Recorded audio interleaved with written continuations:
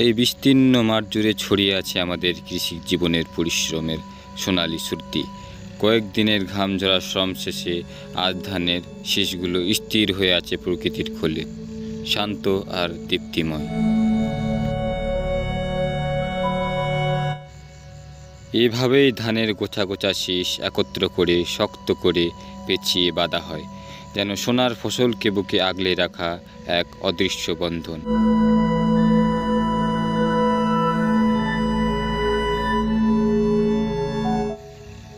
এই বাঁধাইয়ের ভেতর আছে কৃষকের যত্ন, তার আশা আর আগামী দিনের ভরসা।